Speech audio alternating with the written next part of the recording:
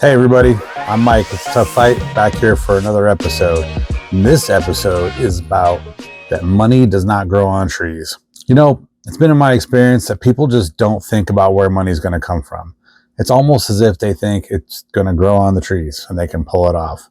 I hear guys all the time, fantasizing and romanticizing about what they would do if they had this money and that money. And a lot of times they'll speak as if they're going to do it, like it already happened. So we want to look at today and we want to basically say, okay, how far will people go for money? I've seen people hurt other people for money. We all know people kill for money. And what a lot of people don't want to do is really, work for that money. We've built a society that revolves around money, and people aren't really taught about money. I was actually at my at a Bible group not too long ago, and the teacher wrote on the board, what are the three things that most families don't talk about? I knew right away what they were going to be: money, religion, politics. So those are the three, taboo subjects that we don't bring up in families, we don't talk about. And we should talk about those things because they're important, especially money. So I've noticed that, throughout my life that when I say people don't talk about money, it's almost as if it's like this horrible thing. Like if let's say you have a friend that's doing well and you go and you hang out at their house and, that kind of thing. And he has, maybe he just built an addition to his house and you want to ask him, how'd you get the money for that? That's not a question that we ask people. We think it's rude and we think it's intrusive. The problem is that's why we're not taught, is because we don't ask, and B, the people we ask more often than not become offended by or the fact that we're asking, right? They don't want us to ask because they're not comfortable with it. People feel exposed when they talk about money, especially when it comes to theirs or how much they do or don't have. But one other thing I've seen is that people make horrible decisions with money. I have seen people get tens of thousands of dollars, sometimes hundreds, and they'll blow through it so fast, there's nothing left to show for it, and then they just end up right back where they were. So it's only proof that they probably shouldn't have had money to begin with. We have to remember that money isn't everything. And I know there's a lot of rich people that say that. And it's kind of like when ugly people say, looks aren't everything. A lot of people will say that's something ugly people say, and rich people will say money isn't everything. And there's like a kind of a mentality that they're telling you that because they don't want you to have what they have. But here's the truth. Money isn't everything, and it will not guarantee you happiness. And it's not a rule that you can't be happy with money. We're not saying that. What we're saying is that just because you have money does not mean you will be happy. I've met a lot of people that came into money, that grew up with no money, and they were miserable. And I've met people that have had money their whole lives, and they are miserable. And again, I am not saying that that's a rule. That is absolutely not a rule. But what I am saying is that having money will not make you happy as a rule. Money guarantees nothing except that you're going to pay your bills. And even that's not a guarantee. You paying your bills really revolves around your level of responsibility. So if we're to think that money guarantees us success or our bills being paid, look at the people who take their money and spend it all on alcohol or gambling or drugs. And they can burn through, $100,000 in a week.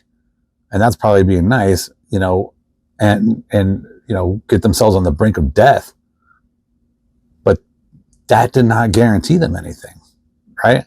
So just because you have money in your pocket doesn't mean you're guaranteed to have a good life or anything like that.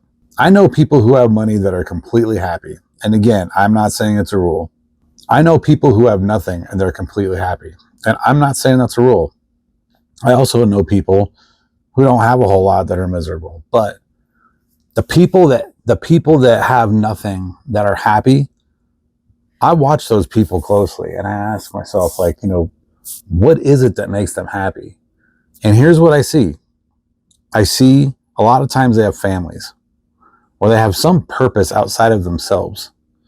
And, you know, maybe they're spiritual people, or maybe they're people who like to help others and, you know, donate their time or what, you know, whatever. I'm not saying it has to be some awesome, noble experience. I'm just telling you that I know people plenty that have very little money that are very happy. I also know people who don't have money that have a lot more money than people that appear that they have money. In fact, I'm just going to say, I don't really have money. I have a lot of credit. And I can tell you that having a lot of credit is not the same thing as having a lot of money. If anything, it's worse, because that means not only was the money not yours to begin with, but you have to pay it back. So anyways, I might have nice trucks and cars and a house and all this good stuff, but I know people that work for me that have more than I do. And they actually have it. They're not borrowing it. So do you want to have a life that's borrowed, or do you want to have a life that's yours? Money and getting money makes life complicated. So here's the thing. You have to either you gotta have some kind of a good job if you want money. And whether that means you own your own business or work for somebody is, you know, that's what we're looking at. I mean, you have to do something. It's not going to just materialize out of the thin air. It's just not going to happen that way for you. I mean, maybe it will, but chances are, if you get money quickly and easily like that, you're probably not going to handle it well. So yeah, money and getting it makes life complicated. You can sell your soul for it without even realizing it. You might, you know, let's say you start a business of some sort, right? And in order to get a certain job, you have to do something unethical. And for you, unethical may not be what everyone else thinks it is. So your idea of unethical might be different than mine, but you might go further to get that dollar than I will in an unethical way, and just really kind of tell yourself, well, yeah, but I had to do this in order to make this money. Like, let's just take the contracting world. I can tell you that being in the contracting world as long as I have, I can tell you that people get bribed all the time. And I call that selling your soul. Like, for example, if I say, I really want this contract, Maria, what do I have to do to get it? And she says, well, I'll tell you what, you know, I'd love to give you that contract, but my husband would love to have season tickets to the Broncos game. And I go out and spend, I don't know what Broncos tickets are, but $5,000, $10,000, whatever, right? I just sold my soul. Even if the contract was for $200,000, yeah, I made good profit. I made good money, but I had to buy the client, and that is selling your soul, because that's not integrity, right? That's not integrity. And I know a lot of people that make a great living running their businesses that way. Me personally, I won't do it. Will I do things for my customers? Sure, absolutely. But only if I have a good, trustworthy, reliable, and working relationship with them. I don't give them things as rewards. I'll give my customers things as thank yous, you know? And it's usually a thank you for being honest. I have customers that I can take to lunch any day of the week, and they can call me right after that. They can let me have it in the middle of a lunch and say, hey, you didn't do your job right. What's with this? And you know what I do?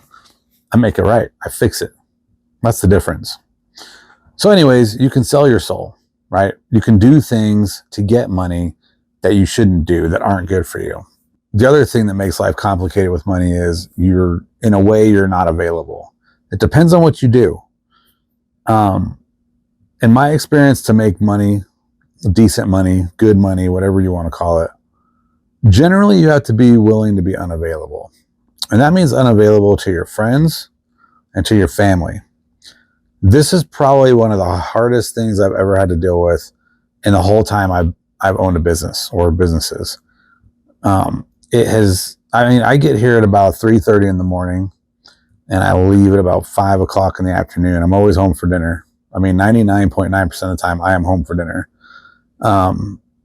But I can tell you that my wife and I spent a lot of years struggling over my availability emotionally. Like, I go home from work, we eat dinner, we sit there, we're hanging out at the house, and her and the kids are talking, hanging out, playing, whatever they're doing. And I'm kind of like in this other zone. So being in that zone means that I'm unavailable. And being unavailable is the last thing you want to be. For one, you look back on the years that you missed with your kids or your wife, and you say, wow, where did all that go? You know, well, I'll tell you where it went. You're unavailable because you're thinking about work or whatever, right? So money can make your life complicated, but it can make you unavailable. Like if you're stressing over getting that contract or, whatever it may be, or that promotion at work, And let's be honest, regardless of what you see on YouTube or TikTok or any of these other places, you have to work hard to get it. If you watch some video of some girl eating some gourmet meal in like Thailand or Tahiti or whatever, right? You have to know that the 3 minutes that you're watching that video, she had to make enough money to fly there, right? And look, making videos is work. I mean, I'm going to make this video and it's going to be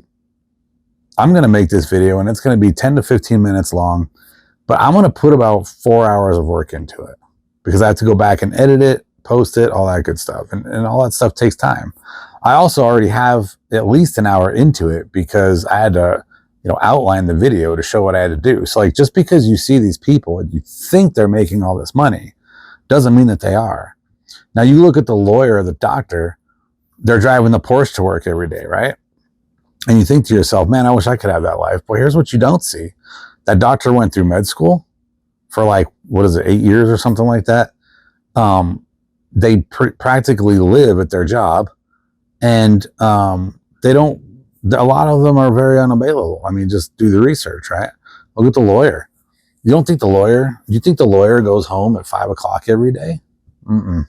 He's probably sitting in that office working on his next case, and he has to, or he's not going to make that money. So you trade. You basically say, you trade off. You basically say, I want this money and this lifestyle, but I'm going to give up who I am to have it. And then you end up in a situation where your wife, or hopefully not, but your kids, they will resent you. And your friends, they will say, wow, he's doing great. Look at all the stuff he's got, right? Look at all the stuff he's got. But at the end of the day, what's it worth if you can't even spend time with your family? So that's the catch to money, right? Like no matter what you do, I know very few people that make good money and only work 8-hour days. And I'm sorry, but if you want to make a lot of money, you're going to be working 12-hour days easily. And that's probably Monday through Saturday at least. So my question is, if you make all this money and then you're resented, what was the point? What was the point of money? Oh, well, I'm trying to provide this great lifestyle for my wife and my kids. I want my kids to have what I didn't have.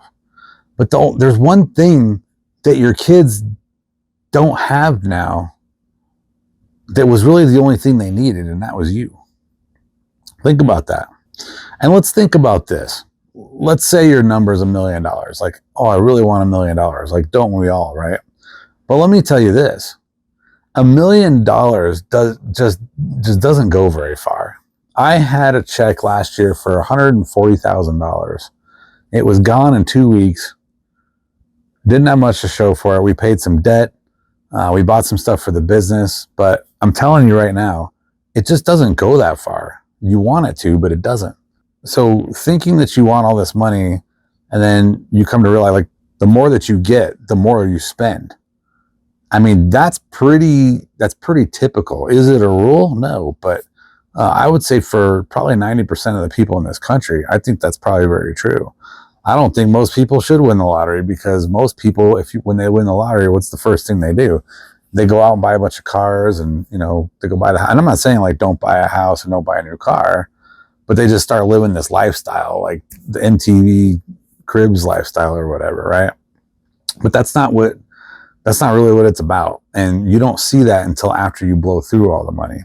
So if you get the $1 million for free, you're probably going to have it all spent within a couple months. I mean, that's probably fairly realistic. If you go to buy a house, so first off, let's say you win $1 million in the lottery, right? Here's the problem. 400,000 of that roughly is going to taxes. So now you're left with $600,000. So look up, what does a $600,000 home look like, right? And if you say, well, I want to have money left over, I want to spend the whole thing on a house. Okay, let's say you go $400,000, right?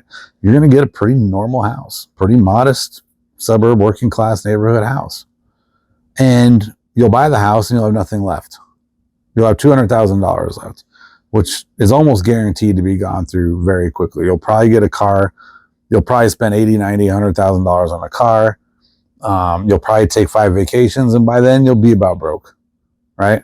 The $1 million just doesn't go very far. That's the point I'm trying to drive home to today. Especially when you spend it so that you can say that you lived life, right? A lot of people say, well, you only live once. And that's true. Well, that's not true. We live in eternity. We just have to just decide where our mailbox is going to go. But anyways, it's definitely going to take hard work if you make that $1 million by working. I have owned a business for 21 years. I have built out millions of dollars in revenue, but I do not have $1 million, not even close. In fact, my net worth is probably, it's probably zero because I have $1 million in debt. Our company does $1 million. We're going to probably do $1.1 million in revenue this year. A few years ago, we did $1.5 million in revenue. That was our worst profit season ever. I was talking to a friend of mine on the phone about that. I think I was in like Target or somewhere like that. And I was telling him, yeah, we did $1.5 million in 2023, and this younger kid was walking past me, and I think he was overhearing my conversation, and he said, "Oh, you poor thing." And so what's funny about that is how relative money is, right? So for me, we're drowning in debt. I have $1.1 million in debt, and that's our revenue for the year. Creditors shouldn't give me anything. They shouldn't give us a single dollar until we pay all this money back. And most of this money doesn't even make us money. That's the scary part. If you're going to run a business and you're going to have debt, let the debt make you money. So anyways, it was funny that this kid said that because the first thing that came to my mind was, well, he has no idea what I go through on a daily basis. And that's true. And he also has no idea that I'm always sweating bullets, wondering like, when is this check going to come in? When are we going to get paid for that? Like, oh, are the guys going to mess up this job and cost us profit? Because we're running on very tight margins, So we're not rich. Just because we have $1 million in the pool over the course of a year does not mean that money's ours. That money comes in and it goes right back out. So the point is, it's gonna take a lot of work to make $1 million. It really does. And you know what? Most people don't really know what work is. I mean, a lot of people seem to have this mentality of, well, yeah, look, I'm going to go to work. I'm going to get my 40 hours in and I should make enough to survive. Well, it's a nice idea. It's a nice thought, but it is not reality for the most of us. If I worked 8-hour days and I worked 5 days a week, I can tell you right now, this company wouldn't run. It wouldn't run. There's just too much to do. I know that a lot of my employees hate working overtime. I don't like when they work overtime either because it costs us a lot. However, I will say this. Sometimes you just got to work more to make more, period. That's all there is to it. And so if you have the mindset that you just want to work your 8 hours your 40 hours a week, if that's your mindset, like I want to work my 40 hours and then I want to, and that should be a livable situation for me. You're going to have to change. And I don't want to call that laziness because laziness would dictate how much did you put out during that 8 hours. But I don't know what word we should use, but if that's your mentality, you're going to have to change if you want to actually make money. We look at work wrong. Work is a stepping stone for most people. But a lot of people will end up in the same place that they stepped from. So for example, I've seen guys come and go from this company and they'll come in and they'll make, $20 an hour, right?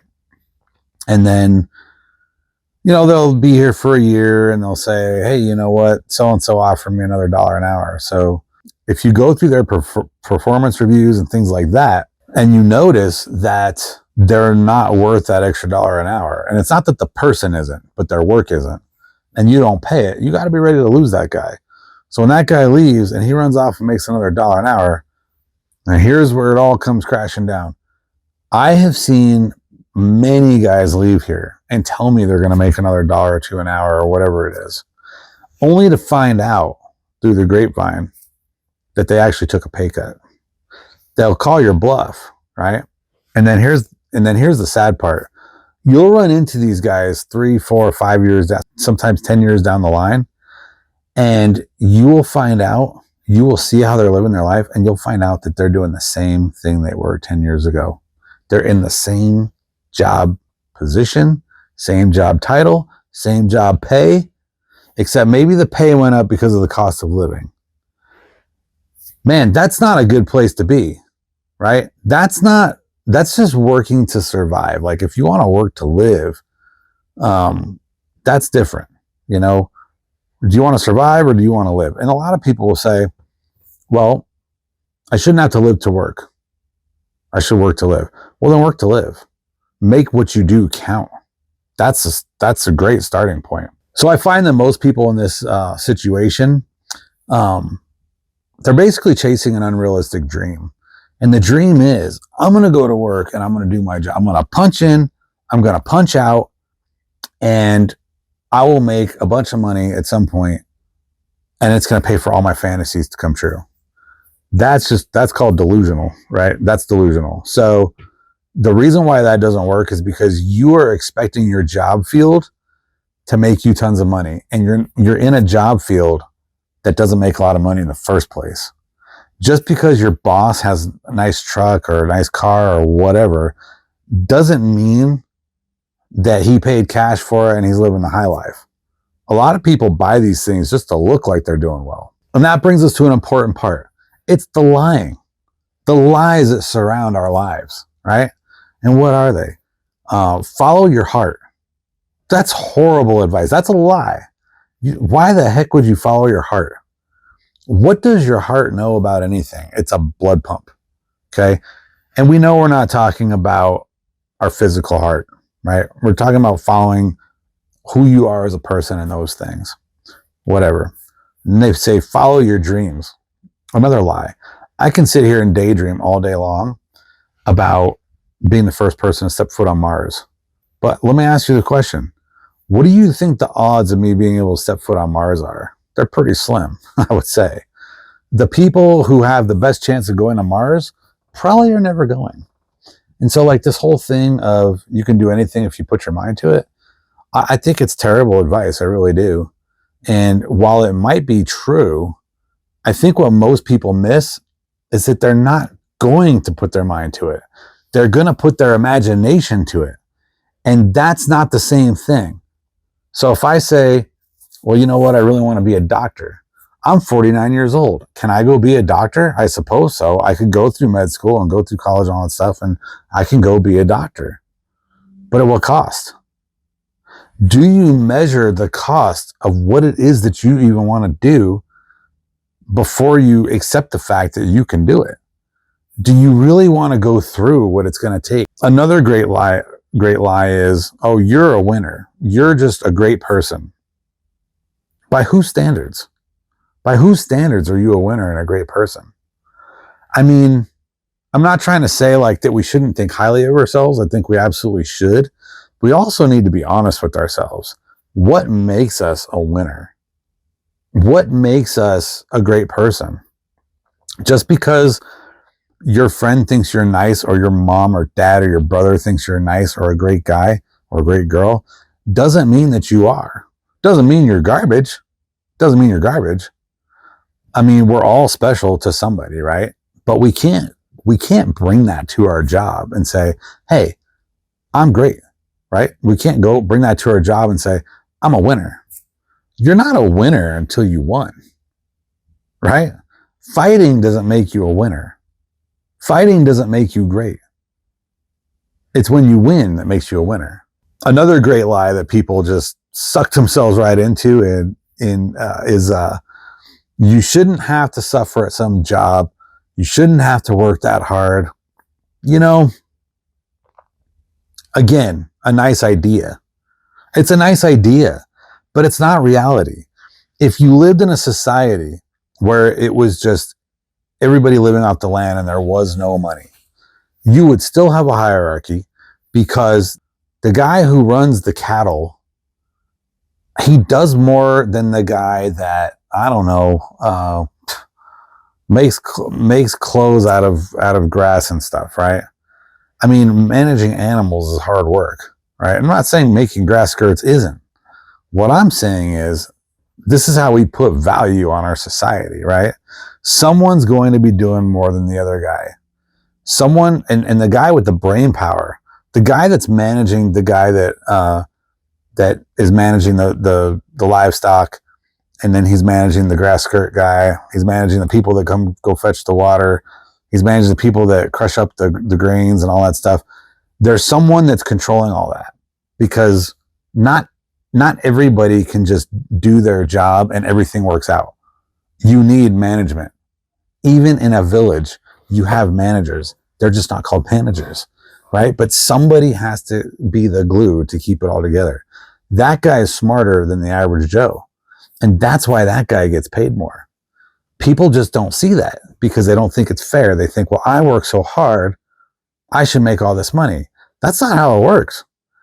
Yeah, working hard physically, you should get paid for what you do. But it's not a high value job. That's the problem, because anyone can do it, right?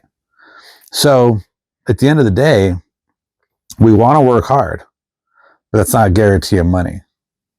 So another lie that I've been hearing lately, especially since COVID, is, yeah, you need a mental health day. Well, let me tell you something. If you're tired, that's not a mental health problem, right? If you're worn out and burnt out, that's not a mental health problem. That's a you problem. You just need to get over it. And just, I mean, we all have to work. We all have to work. And another great lie is, don't take crap from your boss. You know what? If your boss is abusing you, like touching you or threatening you all the time or yelling and screaming at you, okay, fine. Yeah, I get it. Don't take crap from your boss. But just because your boss says, hey, you didn't do a very good job on this report, or, you didn't shovel this pile correctly, or whatever it may be, right? You didn't weld this very good. That is not abuse from your boss. That's that you did a bad job and you need to fix it. So our parents would say, our parents' parents, they would have said, get to work, right? They would have yelled at you, get to work. And we would have done it. We just did it because that is what was expected of us, right? My parents, they made me work around the house, and, I had to have a job and all that stuff. And I wasn't really incredibly compliant. My parents weren't around a lot. I grew up in the 80s and the 90s, and, they had to work multiple jobs to make ends meet, things like that. So, like, even if they tried to discipline me, they weren't there to follow through. So basically, all the lies that we were told, like follow the dreams, follow the heart, all that stuff. Again, I'm not saying like don't follow your dreams. I'm saying don't follow them to the point where you can't function in your regular day, because these are ego trips. Okay, these are self-entitled actions that generally don't give you much of a reward, if any at all. We get offended and we become subdued by our own pedestals that we put ourselves on. When we believe these lies, like don't take crap from your boss and you shouldn't have to work this hard, what we're doing is we are literally putting ourselves on a pedestal that we shouldn't be on. If you think about a pedestal for a second, right? Let's just say it has 4 legs. If you keep piling people on top of the pedestal, what do you think is going to happen to the pedestal? Eventually it's going to break. The pedestal should always have more legs than it does seating room, right? So when we get offended and we become subdued by our own selfishness, we become delusional, right? I mean, let's ask the questions. What are your dreams? What is in your heart? And what is your idea of being a winner? What does that look like, right? it's probably not realistic for your skill level and your level of drive. And I know, like, you got to think about that for a second, right? Because we all want to think like, well, you know, what I have in my dreams in my heart is my business, and that's true, but it's mine, and I deserve that. Okay, well then ask the question: what are you going to do to get it? How are you going to get to that level? If you don't have the skill level to work your way up to like a management position, right? Then does your dream really match? And if you don't have the drive to go from one position to the next and put up with the crap from your boss so you don't lose your job and start all over every month, I mean, think about that for a second, right? Then are your feelings hurt? Well, if your feelings are hurt, then we need to fix that. We need to grow you some thicker skin. I wouldn't be where I'm at today without thick skin. I have been called every name in the book. I've been called names by customers, by vendors, by employees, you know, by my parents, my siblings, my friends, my enemies. I mean, I've been called all kinds of things. I've had horrible things happen to me by people that were close to me. And luckily I have thick skin and I'm able to put up with it. I'm able to deal with it. No, I shouldn't say put up with it. I'm able to deal with it, right? I can handle it. So maybe your job stinks. Maybe you hate your job. Hate it. What do you hate about it? Why is it so terrible? Well, let's just say you're the register guy at McDonald's, right? And you can't move up, or you don't move up. Well, let's get you moved up. Let's do it. So it's either that or let's get you out of that job. Now, if you quit McDonald's and you walk over the street to Burger King with high hopes, I mean, I would say, why'd you even leave McDonald's? You should have just stayed. What's the difference? What is the difference? So if you're at a job and you're not moving up, right, let's get you to move up. And how do we do that? Well, one thing you can do is show interest in moving up. That's the biggest thing I see is a lot of guys, they don't show true interest in moving up. They show interest in having what the people above them have. They don't show interest in actually moving up to take on more responsibility.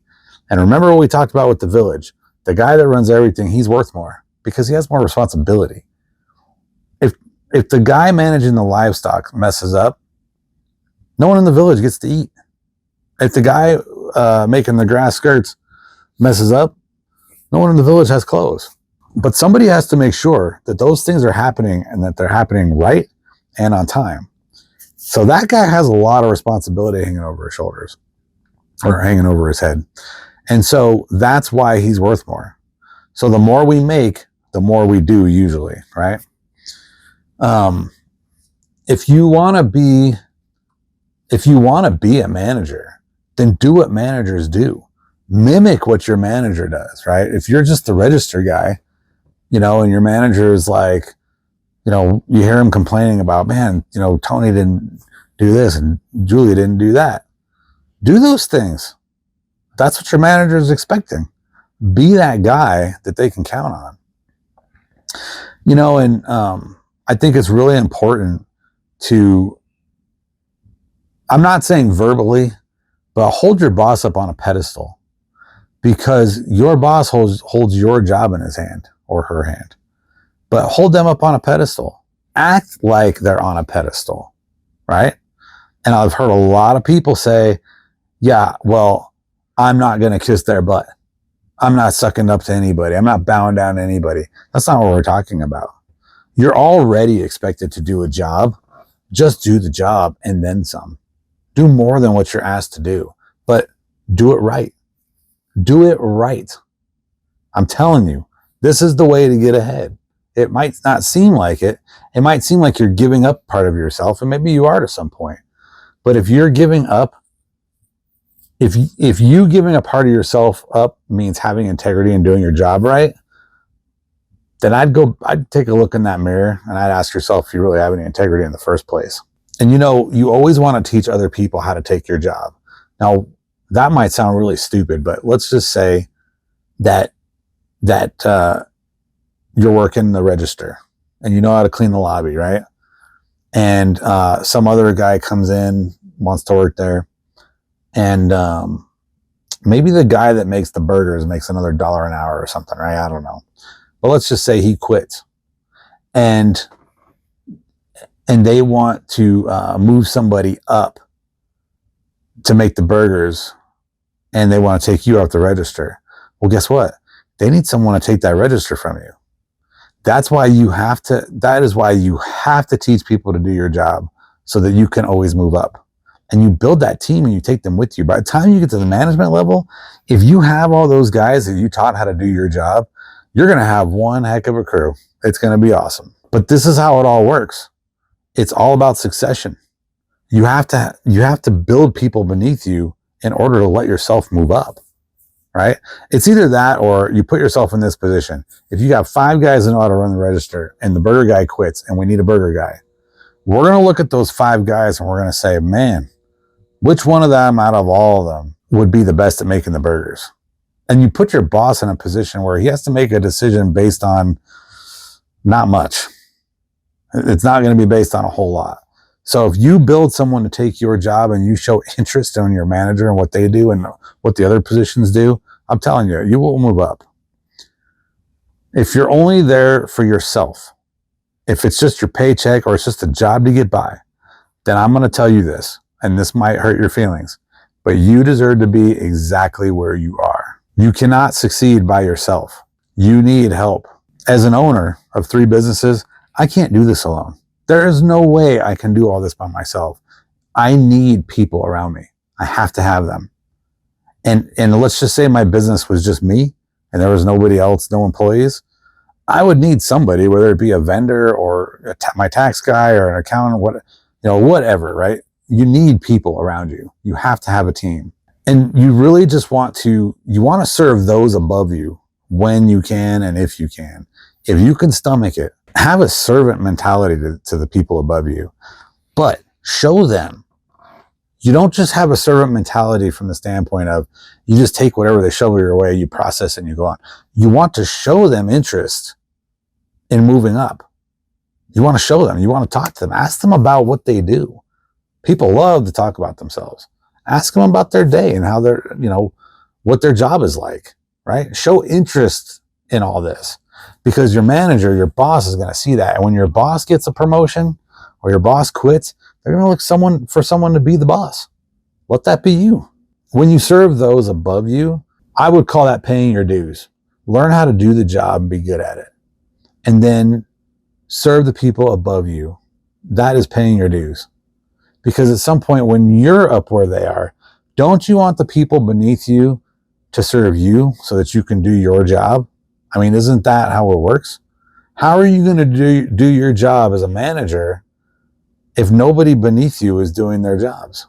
You'll fail. You'll be fired for it. And I'm telling you, it will pay off. If you do things right, you do things strategically, and you have a plan of some sort, and you're always aiming for the top, at some point you will be able to afford that house that you want. It may not be a luxury $1 million home. It might be a condo or a townhome or just a small house with 2 or 3 bedrooms and 1,000 square feet. Who cares? Get yourself a house, because when you turn 75 and you live to be 85 when you didn't think you were going to, you don't want to walk out that door every morning and say, how am I going to pay my rent? I'd far rather pay my property taxes, which is far less than any mortgage payment will ever be. So the reason why you'll get that house is because you outperformed everybody else. There's some basketball player, I can't remember what his name is, but he says, it's easy to be great nowadays because everyone else is weak. Think about that for a second. Think about that. And in a lot of ways it is, right? We just don't have people anymore that are driven like the way that they used to be. People just aren't seeking, to grow and things like that. And one of the problems with that is they don't feel there's a reward for what they're doing. Now, I can kind of buy that. I can kind of get behind that. But at the same time, you just have to ask the question, are you just spending too much, and are your expectations of reward too high? But always look for opportunity and go for it. Go for opportunity. When you see that somebody new walked into the door at your work, Teach them everything you know. Treat them with the utmost respect. When you see that someone above you is struggling and they want to quit, start learning from them. Start learning from them. That's an opportunity. And make sure the manager knows somehow, some way. Be seen. And that way, when they leave, you can take their spot and someone can take yours. And look, don't be discouraged if you don't always get the opportunities you were looking for. There'll always be other times. Always. That discouragement, if you're always being looked over, you just might have to change your attitude. If you're always being looked over, there's something wrong with you. There is. And it may be not on a human level per se, but it may be in that job and in what that job expects of you. It could be your attitude. Maybe they think you're too soft. Maybe they think you're too hard. Maybe you're too much of a joker, right? Look at the personalities of the people that are moving up and ask yourself, what did they do? And as long as there's no true politics involved, you should be able to make it work. So one of the things I really want to drive home is you really don't need a college degree to get ahead in this life. I was in the 10th grade for 3 years, right? I know that sounds really stupid. It's not because I was dumb. It was because I just didn't care. I wasn't a school guy. I didn't like school. So I had far better things to do, like walk around the hallways and talk to girls, than sitting in a classroom learning about stuff that I didn't think I would ever use in my life. So when you work your way up at a place, and we're going to keep using the McDonald's analogy, right? You go from the register guy to the food guy to, whatever. And then you become this manager, right? Think about the experience that you just gained. You just worked your way up through an entire business inside a building. You're at a point where you could run a store. That says a lot. Doesn't make you a business owner, but you can run a store. That's a big deal. And here's why. Because now you're opening new doors. You've opened doors to upper management, right? When your regional manager is going to move on to the next best thing, someone's got to take their spot. They're going to put job ads out for people who have experience as a regional manager. But if you are glued to the hip with your district manager, regional manager, whatever you want to call them, I'm telling you, if they ask them, hey, is there anyone that can take your place? You want them to say you. I don't know if that makes sense, but that's how it works. That's how you get that job. Then you might have the opportunity to go corporate, right? So if you go corporate, now you're talking pretty good money, more than likely, right? And you could probably pull that off in, I would guess, a 5 to 10 year span working for McDonald's. I could be very wrong, but that would just be how I would see it. And then what's really cool is now you're in the corporate world, or at least upper management, right? And let's say that, oh boy, I don't know, some big corporation's looking for, let's say, I don't know, Lowe's. Let's say Lowe's is looking for a district manager or regional manager, and it makes double what the McDonald's guy did. But they know that you get the steps. They know you get the process. They know that you can handle that type of work. That's what it's all about. Now you put yourself in a position where you didn't go into debt for a degree. You got paid to learn your own job, and you worked your way up, right? You worked your way up into a position that actually makes you money. How terrible. But it can be done. It really can. If I lost everything tomorrow, I am confident that within a year or two, I'd be running a McDonald's if I went to work at McDonald's, which I probably wouldn't, but I'm pretty darn confident I'd get that position pretty quick. So let's talk about the naysayers. People are going to make excuses. My boss doesn't like me. Other employees are out to get me. They're always screwing me over, right? Just get over it. Yeah, you're going to be treated badly. There are people that are going to purposely treat you badly. It could be because of the way you look. It could be because of the way that you talk. There's all kinds of reasons, but people will absolutely, positively treat you badly. And yeah, things are going to be unfair for you. Absolutely. They're unfair for all of us. but don't fight it. Don't fight. Let me rephrase that. Don't fight them. Do not fight them. What you want to do is you fight by being the person you're supposed to be. That's how you fight, right? But be on their side and help them out. Don't let them think that you're just, you're exactly what they thought you were. You can't let them have that from you. You can't. Because that's how they win. Even if you lose your job, don't look back and say, I should never have supported that guy like a pedestal. I should have never helped, because it doesn't matter. Now you go on to the next place and you know how to do it, and you can, and hopefully they'll take you in. But invest in your job. You must invest in your job, right? No matter what, it will come back to you in some way, shape, or form. If you invest in your job, you have a good attitude and you're a team player, and you get fired, you can bring those values with you to another place that does appreciate you. And, you could also end up building yourself a career. I mean, how terrible would that be? If you start out scrubbing the toilets, to going to the register, to making the burgers, to doing the drive-through, or whatever the order is, to being the assistant manager, then the store manager, and then a district manager. I mean, think about that for a second, right? That's building a career at McDonald's. I mean, you can do it. All these people are in these positions, and I'm not saying they all worked their way up that way, but they did in some way, shape, or form. But change your mindset to, every day when you go into your work, when you go to open that door, just say to yourself, I'm going to make this company money. I'm going to make this company efficient, and I will lift up my coworkers. I want my bosses to be the best at their jobs. Think about that. If you work at a place where everybody stinks, no one's any good, what do you think the upper management say? The corporate people are going to say? They'll say, do we really need that location? I mean, if that's your goal, then that's just dumb. What you want them to say is, these guys are doing awesome.